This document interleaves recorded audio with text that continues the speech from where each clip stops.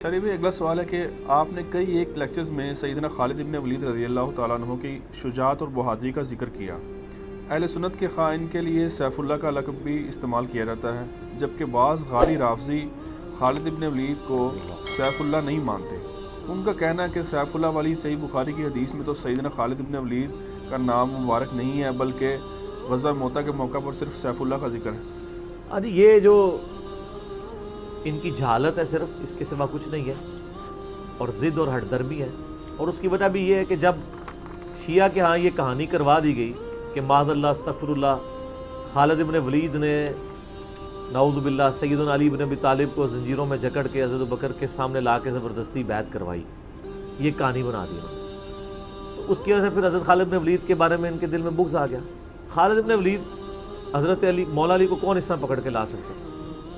ٹھیک ہے، شرم نہیں آتی ان لوگوں کو بات کرتے ہوئے، شیر خدا کے ساتھ کون ایسا کر سکتا ہے؟ سیدنا علی کی شجاعت سے بڑھ کے کس کی شجاعت تھی؟ ان کی محبت میں ان کے بارے میں غلط عقیدے پروپیگیٹ کرتے ہیں۔ سیدنا خالد ابن ولید رضی اللہ تعالیٰ عنہ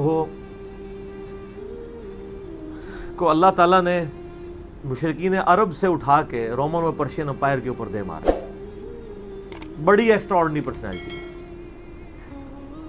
نبی الاسلام کی اعلان نبوت کے بعد 19 سال تک کافر رہے ہیں، اس 19 سالوں میں موت بھی آ سکتی تھی، لیکن اللہ نے زندہ رکھا ہے۔ حتیٰ کہ غزوہ احد کے موقع پر نبی الاسلام کے جو 4 دانت شہید ہوئے ہیں، جو بخاری مسلم میں آتا ہے، حضرت خالد بن ولید کی وجہ سے ہوئے ہیں۔ انہوں نے وہ جب درہ چھوڑ دیا تھا عبداللہ ابن جبیر اور باقی ان کے ساتھیوں نے، عبداللہ ابن جبیر نے تو نہیں چھوڑا تھا، چند ساتھیوں نے، تو یہ پیچھے سے آگے حملہ آور ہوئے، اور نبی علیہ السلام کی بددعا ہے ان کے لیے اس موقع پہ۔ نبی علیہ السلام کی مبارک زبان سے نکل گیا، اللہ ایسی قوم کو کیسے ہدایت دے گا جنہوں نے اپنے نبی کا چہرہ خون سے رنگ دیا۔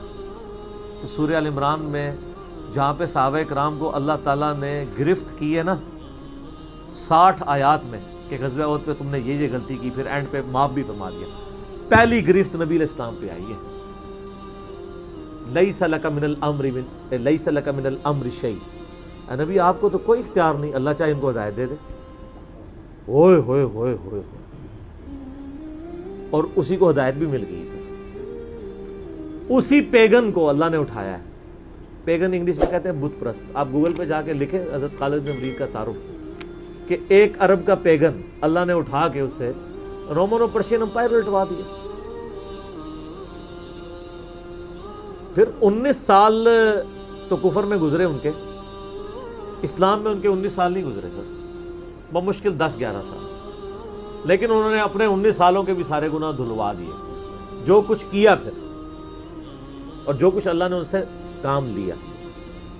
یہ ایک الگ سے تلخ حقیقت ہے کہ سیدنا خالد بن ولید سے نبی علیہ السلام کے مبارک زمانے میں بھی اور بعد میں بھی بحیثیت انسان کچھ غلطیاں ہوئی ہیں، بخاری مسلم میں رپورٹ ہوئی ہیں، لیکن کسی شخص کی چند ایک غلطیوں سے اس کا پورا پلڑا ادھر کا ادھر نہیں ہو جاتا۔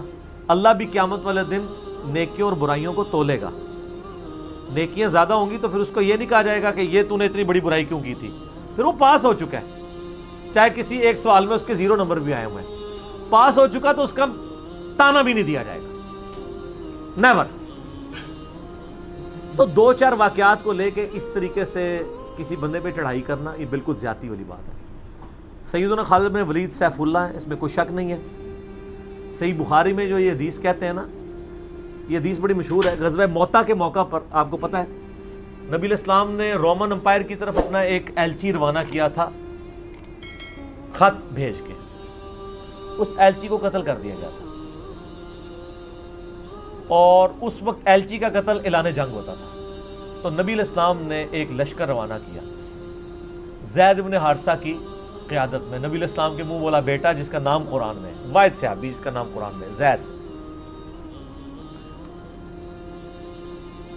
لیکن ساتھ ہی آپ نے فرمایا، صحیح بخاری میں الفاظ ہیں کہ اگر زید فوت ہو جائے،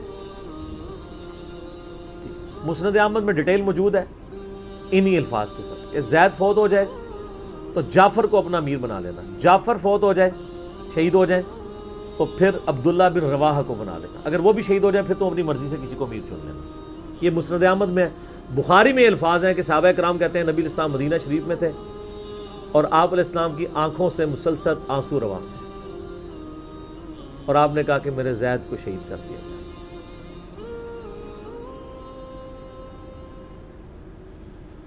اب مسلمانوں کا پرچم جعفر نے تھام لیا۔ جعفر بھی حضور کے لاڈلے سے، آپ کو پتہ ہے، جعفر طیار، حضرت علی کے بھائی، جن کے بارے میں بخاری میں آتا ہے کہ ان کے 2 بازو کٹ گئے تھے، تو آپ علیہ السلام فرمایا میں نے اسے جنت میں اڑتے ہوئے دیکھا، اللہ نے اس کو 2 پر دے دیے۔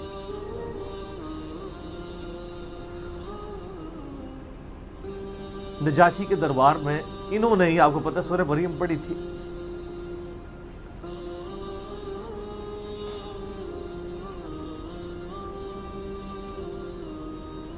پھر آپ نے فرمایا کہ جعفر کو شہید کر دیا گیا۔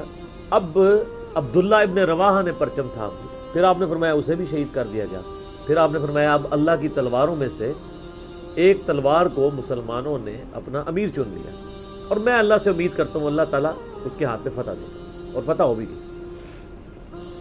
یہ بخاری کی جو حدیث ہے نا، اس کے اوپر امام بخاری نے باب باندھا ہے مناقب خالد ابن ولید۔ حالانکہ اس میں خالد ابن ولید کا نام نہیں تھا، لیکن اس حدیث کے اوپر باب کیا باندھا؟ خالد ابن ولید، کیونکہ وہ سیف اللہ وہ تھے، سیوف من سیوف اللہ، اللہ کی تلواروں میں سے ایک تلوار کے ہاتھ میں جھنڈا آ گیا، اللہ تعالیٰ فتح دے دے گا، فتح ہو گئی۔ اس کے 3-4 طریقے بخاری میں، باقی طریق کے اندر نا خالد ابن ولید کا نام بھی موجود ہے کہ خالد ابن ولید کے ہاتھ میں اب پرچم آ گیا، اللہ نے فتح دے دی۔ اچھا، اور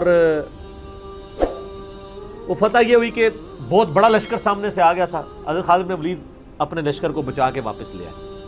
یہ غزوہ موتا تھا، اور صحیح بخاری میں آتا ہے کہ 9 تلواریں حضرت خالد کے ہاتھ میں ٹوٹی تھیں اس دن، 9 تلواریں اس جنگ کے اندر۔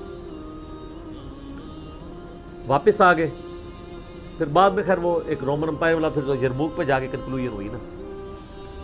یہاں پہ بخاری میں الفاظ ایک طریق میں خالد بن ولید ہیں، دوسری میں سیف اللہ، اور امام بخاری نے باب بھی باندھ دیا تو سیف اللہ ثابت ہو گیا۔ اسی حدیث کا جو طریق مسند احمد میں ہے، اس میں الفاظ ہیں اللہ کی تلواروں میں سے ایک تلوار خالد ابن ولید۔ جامعہ ترمذی میں ایک حدیث صحیح سند کے ساتھ ہے کہ نبی الاسلام کے سامنے سے حضرت خالد ابن ولید گزرے تو آپ نے فرمایا کہ خالد بن ولید کتنا نیک بندہ ہے اللہ کا، اللہ کی تلواروں میں سے ایک تلوار ہے۔ آپ دیکھیں جس شخص کے لیے نبی الاسلام کی مبارک زبان سے بددعا نکلی، اسی مبارک زبان سے ان کو اللہ کی تلوار کا قرار دے دیا گیا۔ ذالک فضل اللہ یؤتی من یشاء، یہ اللہ کی بے نیازی ہے۔ آپ تو کسی ایسے شخص کو معاف بھی نہ کرتے جس کی وجہ سے نبی کے 4 دانت شہید ہوئے ہیں۔ اللہ دیکھیں کیسے کیسے مجرمین کو معاف کر کے کس ایپیکس پہ فائز کر دیتا ہے، بندے نہیں معاف کرتے۔ اس طریقے سے صحیح بخاری میں حدیث ہے، حضرت عبداللہ ابن عباس کہتے ہیں کہ مجھ سے سیف اللہ خالد ابن ولید نے خود یہ حدیث بیان کی۔ تو بخاری میں خود سیف اللہ لقب عبداللہ ابن عباس نے، کہ ایک دن حضرت خالد ابن ولید نبی علیہ السلام کی بیوی سیدہ میمونہ جو کہ میری خالہ بھی ہیں حضرت عبداللہ ابن عباس، ان کے ہاں نبی علیہ السلام کے پاس بیٹھے ہوئے تھے، تو انہوں نے بھونی ہوئی دب لا کے رکھی، عربی میں دب کہتے ہیں، دال با دب، اردو میں ہم اسے وہ گو، ویسے گو کا لفظ اپروپریٹ نہیں ہے، سانڈا لفظ ہے اصل میں، چھپکلی سے تھوڑی سی بڑی ہوتی ہے، حلال ہے کیونکہ یہ سبزی خور ہے، ہاں یہ سبزی خور ہے، عربی بڑے شوق سے کھاتے ہیں گو، دب کہتے ہیں۔ آپ یوٹیوب پہ بھی دب لکھیں نا تو پوری عربیوں کی ویڈیوز کھل جائیں گی۔ دب لا کے رکھی گئی بھنی ہوئی، تو حضرت خالد بن ولید کہتے ہیں میں بڑے شوق سے کھانا شروع کیا، اور حضور مجھے بڑے دیکھ رہے تھے ایسے، وہ یعنی اتنے ذوق و شوق سے کھا رہے تھے، تو میں نے کہا یا رسول اللہ آپ بھی؟ تو آپ فرمایا کہ میرے علاقے کی غذا نہیں ہے، میں نہیں کھاتا، یعنی حرام۔ ان کا یا رسول اللہ کیا حرام ہے؟ آپ فرمایا نہیں حرام نہیں ہے، مجھے پسند نہیں ہے۔ اس سے یہ بھی بات پتہ چلی کہ اگر کسی کو کوئی رزق پسند نہ ہو تو اس میں کوئی گناہ اور عیب والی بات نہیں ہے۔ یہاں تو کہتے ہیں جس کو کدو پسند نہیں ہے اس کی گردن اتار دو، کہتے نا قاضی ابو یوسف کی طرف ایک جھوٹا واقعہ مشہور کیا ہوا ہے۔ وہ اللہ نے یعنی اتنی چیزیں اس لیے بنائی ہیں نا، کسی کو ایک چیز پسند ہوگی کسی کو دوسری، تو اس میں بھی سیف اللہ کے الفاظ ہیں۔ اس کے علاوہ صحیح مسلم میں ایک حدیث ہے، آپ کو پتا ہے ذوالخویسرہ التمیمی نجدی خبیث، جس نے کہا تھا اے محمد اللہ سے ڈر اور انصاف کر، بخاری مسلم دونوں میں آتا ہے۔ تو آپ فرمایا اگر میں انصاف کرنے والا نہیں تو کون ہے؟ تو وہاں پہ الفاظ ہیں مسلم شریف میں، یہ بخاری میں بھی حدیث ہے، مسلم کے الفاظ ہیں کہ حضرت عمر فاروق رضی اللہ عنہ کا یا رسول اللہ اجازت دیں میں اس منافق کی گردن اڑا دوں، اور وہاں پہ الفاظ ہیں پھر سیف اللہ خالد کھڑے ہوئے، وہاں بھی لفظ ہے سیف اللہ، انہوں نے کہا یا رسول اللہ اجازت دیں، آپ فرمایا چھوڑ دو، لوگ کہیں گے یہ اپنے ساتھیوں کو مرواتا ہے، کوئی کلمہ گو تو تھا نا وہ، اس کی نسل سے بھی لوگ پیدا ہوں گے، ان کے خلاف قتال کرنے والے مخلوق کے بہترین لوگ ہوں گے۔ اور ابو سعید خدری کہتے ہیں کہ وہ حضرت علی کے زمانے میں جب یہ ظاہر ہوئے تو حضرت علی کے ساتھ مل کے ہم نے ان خوارج کے خلاف قتال کیا تھا۔ تو یہ مسلم میں بھی سیف اللہ کے الفاظ موجود ہیں۔ باقی حضرت خالد بن ولید رضی اللہ تعالیٰ عنہ کی پرسنالٹی یعنی بڑی ایکسٹرا آرڈنری ہے۔ آپ دیکھیں کہ آلموسٹ ان کی جو عمر مبارک ہے وہ بلو 45 تھی جب وہ فوت ہوئے حضرت عمر کے دور کے اندر۔ حضرت ابوبکر صدیق کے دور کے اندر وہ آرمی چیف تھے۔ وہ سر عمر سیریز پھر دیکھیں تو آپ کو پتہ چلے، انہوں نے ایک ایک چیز فلمائی ہے۔ مسلمہ کذاب کے خلاف قتال میں کون لیڈ کر رہا تھا؟ خالد بن ولید۔ جتنے عرب کے قبائل مرتد ہوئے ہیں ان کے خلاف حضرت خالد بن ولید کو بھیجا، اور اس کے بعد پرشین امپائر کا جب جہاد شروع ہوا ہے تو شروع کی ساری مہمات میں حضرت خالد بن ولید تھے۔ تو کرتے کرتے اس دوران کچھ واقعات رپورٹ ہوتے تھے ایسے، حضرت ابوبکر صدیق سے حضرت عمر مخالفت کرتے تھے، وہ کہتے تھے یہ اپنی طرف سے کچھ ڈیسیژن کر لیتا ہے، اس کو چاہیے کہ امیر کی اطاعت کرے۔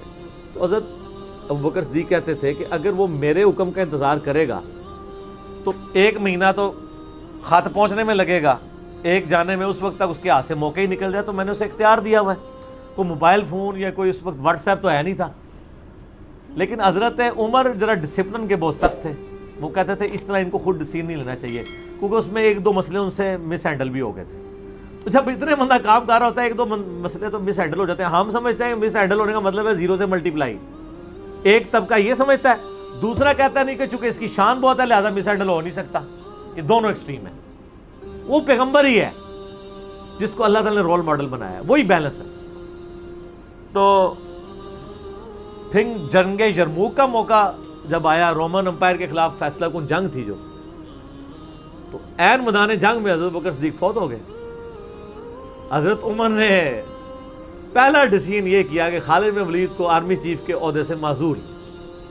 ہائے ہائے سر، بالکل آپ آخری اوور چل رہے ہوں اور آپ کا جو پلیئر سینچری پہ سینچری مار رہا ہو، آپ اس کو کہیں اس کو واپس آ جاؤ اور ایک نیا پلیئر بھیج دیں، جو کریز پہ سیٹ تھا اس کو آپ واپس بلا لیں۔ یہ وہ شخص کر سکتا ہے جس کا خدا پہ یقین ہو۔ تو اور آپ کو پتہ ہے حضرت عمر کے رشتہ دار تھے قریبی، انہی کے قبیلے سے تھے حضرت خالد بن ولید۔ حضرت خالد بن ولید کو پتہ تھا کہ یہ اگر عمر خلیفہ بنے گا نا تو پھر میرا معاملہ پہلے ہوگا، اور وہی ہوا۔ ابو عبیدہ ابن جرح کو بنا کے بھیج دیا۔ لوگوں میں بڑی چیمہ گوئیاں شروع ہوئی کہ لو جی سب سے بڑی آرمی کے خلاف جنگ ہو رہی ہے، سب سے بڑی سپر پاور، اور عین میدان جنگ میں یہ ڈیسیژن کر دیا ہے، اگر مسلمان ہار گئے پھر کیا ہوگا، یہ وہ اللہ نے فتح دے دی۔ فتح ہوئی تو اب جب لوگ آ کے مبارک باتیں پیش کر رہے ہیں، پھر حضرت عمر نے آ کے مسجد نبی میں خطبہ دیا۔ انہوں نے کہا خدا کے لیے میں تم سے یہی تو چیز ختم کرنا چاہتا تھا کہ یہ فتوحات خالد کی وجہ سے نہیں ہو رہی، رب خالد کی وجہ سے ہو رہی ہے۔ کل کو خالد نہیں رہے گا تو تم کیا سمجھو گے کہ اسلام ختم ہو جائے گا؟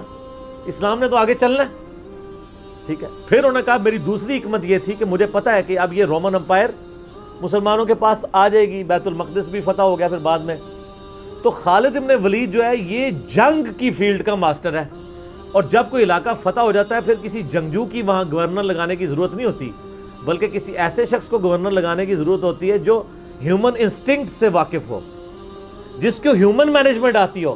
تو خالد تو ہمیشہ تلوار کے ساتھ ہی کھیلا ہے، اس کو ہیومن مینجمنٹ نہیں آتی، تو میں نے اس شخص کا انتخاب کیا ہے جس کو سب سے زیادہ رسول اللہ صلی اللہ علیہ وسلم کی صحبت کا شرف حاصل ہے۔ اور بخاری مسلم میں حدیث ہے کہ نبی علیہ السلام نے فرمایا کہ ہر نبی کے ساتھ ایک امین ہوتا ہے، اور میرا امین جو ہے وہ ابو عبیدہ ابن جرح ہے۔ ان کو پھر یعنی یرموک میں حضرت عمر نے یعنی آرمی چیف لگایا اور فتح ہوئی۔ اس کے بعد بیت المقدس بھی فتح ہو گیا، کیونکہ ابو عبیدہ جو ہے وہ شروع کے مسلمانوں میں سے ہیں، مکی دور کے. اب بعد میں لوگوں کو اسلام سکھانا تھا تو ایسے بندے کی ضرورت تھی نا. تو پھر حضرت عمر آپ کو پتہ ہے نا دورے پہ بھی گئے تھے بیت المقدس کی چابیاں لینے کے لیے. تو وہاں پہ کئی واقعات ہیں، ان میں سے ایک جو واقعہ ابو عبیدہ کا جو کہ ذکر ہوا ہے، تو اس کے بعد حضرت عمر ابو عبیدہ کو کہتے ہیں مجھے اپنے اب آپ آفس میں لے چلو.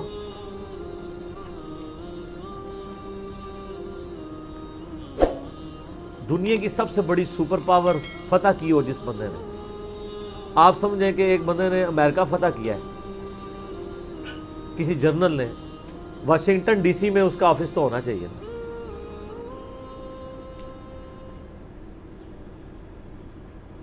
حضرت عمر رضی اللہ تعالیٰ عنہ کو ابو عبیدہ جب اپنے یعنی آفس میں لے کے گئے تو آفس کیا تھا؟ اسی قلعے کا ایک پرانا سا کمرہ جس کے ایک کونے کے اوپر مصلی بچھا ہوا ہے، ایک وضو کی جگہ ہے، لوٹا پڑا ہوا ہے. یہ کل کائنات ہے اس آفس کی جو سب سے بڑی سپر پاور کو جس بندے نے گرایا، ابو عبیدہ ابن جراح نے. حضرت عمر رضی اللہ تعالیٰ عنہ کی آنکھوں میں آنسو آ گئے. انہوں نے فرمایا کہ دنیا نے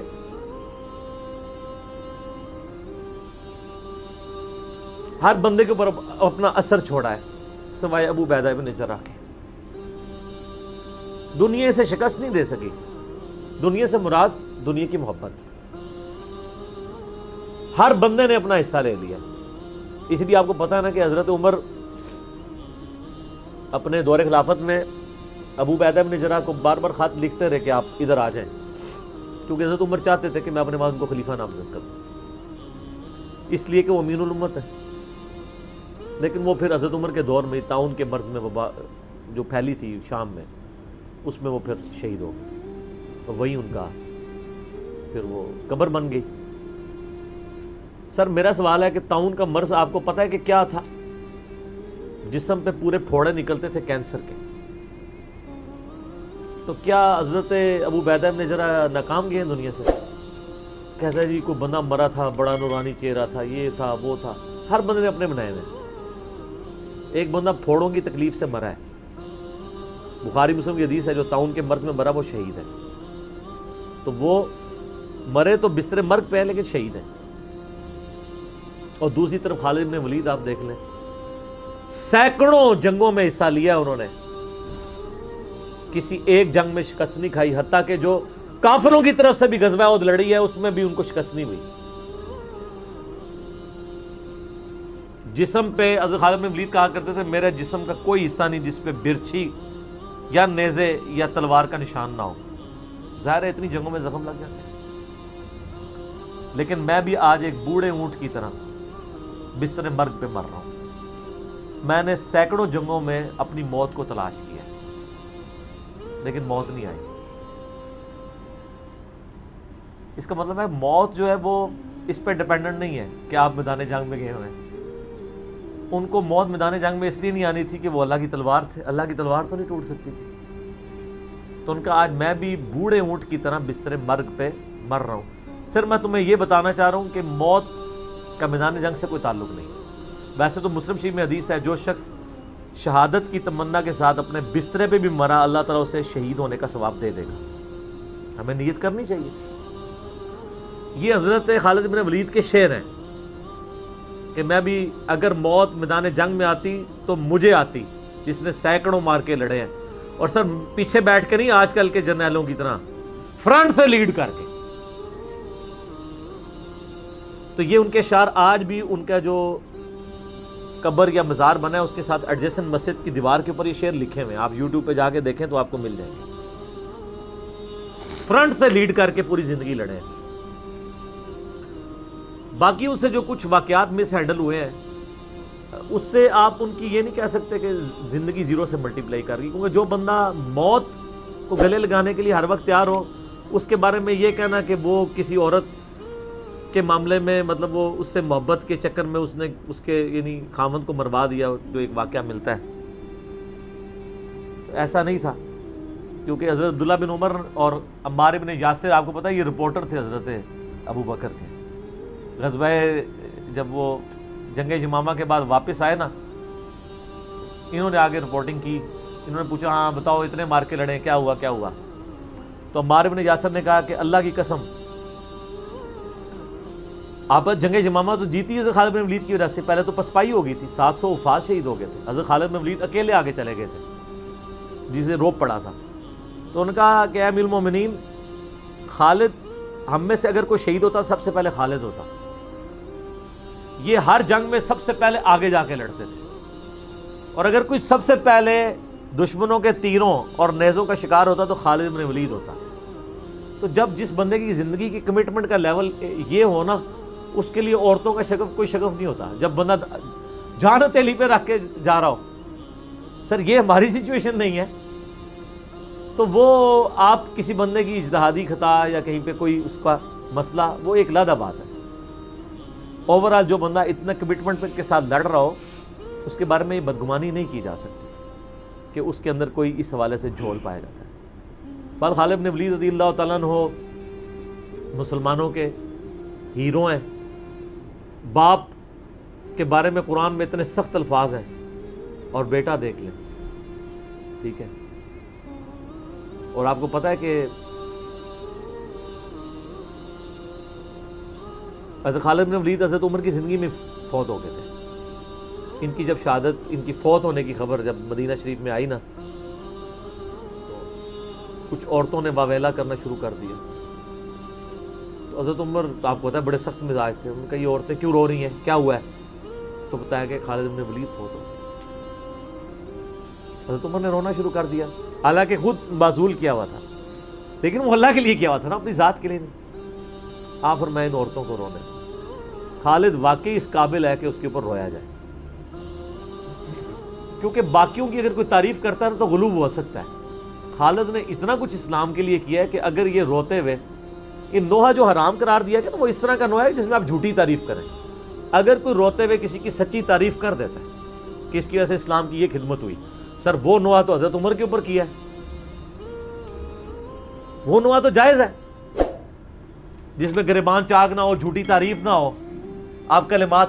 تو حضرت عمر نے کہا کہ خالد اس قابل ہے کہ اس کے لیے عورتوں کو نوحہ کرنے دو جو کچھ اس نے اسلام کے لیے خدمات کی. حضرت عمر کے اوپر نہیں کیا. بخاری مسلم دونوں میں حدیث ہے، عبداللہ ابن عباس کہتے ہیں کہ حضرت عمر کی میت رکھی ہوئی تھی، اور لوگ آ کے آپ کی میت پہ سلام پڑھتے تھے اور آپ کے لیے تعریفی کلمات کہتے تھے کہ اللہ تعالیٰ آپ کے ساتھ اچھا معاملہ کرے، آپ کی وجہ سے اسلام کو عروج ملا، اور یرموک کے اندر اور قادسیہ کے اندر اللہ نے فتوحات دی، رومن پرشین امپائر مسلمانوں کے پاس آئی، خزانے آئے. اتنے میں عبداللہ ابن عباس کہتے ہیں، بخاری مسلم دونوں میں حدیث ہے، ایک شخص میرے پیچھے آ کے کھڑا ہوا اور اس نے میرے کندھے پہ یوں کونی رکھی اور اس نے کہا اے عمر اللہ تجھ پہ رحم کرے، تو اس روئے عرض پہ ایسا شخص تھا کہ میری خواہش تھی کہ میں اللہ کے حضور اگر پیش ہوں نا تو میں تیرے اعمال کے ساتھ پیش ہوں. ہائے ہائے ہائے ہائے، تیرے اعمال اس قابل ہیں کہ میں چاہتا ہوں میں ان اعمال کے ساتھ اللہ کے سامنے پیش ہوں. اور میں نے رسول اللہ سے بارہا سنا تھا، میں ابو بکر اور عمر نے یہ کیا، میں ابو بکر اور عمر فلاں جگہ گئے، میں ابو بکر اور عمر داخل ہوئے، میں ابو بکر اور عمر نکلے. مجھے امید تھی کہ تم اپنے 2 ساتھیوں سے جا ملو گے. کس کے ساتھ؟ رسول اللہ اور ابو بکر صلی اللہ علیہ وآلہ وسلم رضی اللہ تعالیٰ عنہ. تو ابن عباس کہتے ہیں کہ میں نے جب یوں مڑ کے دیکھا تو حضرت علی بن ابی طالب تھے جو یہ تعریفی کلمات حضرت عمر کی میت پہ کہہ رہے تھے. سر مولا علی کسی کے لیے تعریفی کلمات کے اور اس لیول کے کہ میں تیرے اعمال کے ساتھ اللہ کے حضور پیش ہونا چاہتا ہوں، اس کو اور کسی سرٹیفکیٹ کی ضرورت نہیں ہے، جس کی خود فضیلت میں اتنا کچھ ہے. اور آپ دیکھیں کس طرح اب یہ سارے تعریفی کلمات میت پہ ہی کہے جا رہے تھے نا، اس طرح کے وہ ان کے لائق تھا کہ ان کے لیے لوگ یہ تعریفی کلمات پڑھتے. واقعی انہوں نے اسلام کو کنٹریبیوٹ کیا. یہاں تو جن لوگوں نے اسلام کا جنازہ نکالا ہے، بدعقیدگیاں پھیلائی ہیں، لوگ ان کی کہتے ہیں جی بڑی خدمات ہیں. پھر میں بار بار پوچھتا ہوں کیا خدمات ہیں؟ کس صوفی بزرگ نے جو ہے وہ بخاری کا ترجمہ کر دیا ہے اپنی مدر ٹنگ کے اندر؟ کس نے قرآن کا ترجمہ کر دیا؟ پھر کہتے ہیں خدمات ہے. خدمات جن لوگوں کی ہیں وہ نظر آ رہی ہیں. آج تک لوگ ان کا نام لیتے ہیں تو رضی اللہ تعالیٰ عنہ کہتے ہیں, ان کے لیے دعائیں مانگتے ہیں, ان کی زندگی میں بھی, ان کی وفات کے بعد بھی, قیامت تک. ٹھیک ہو گیا.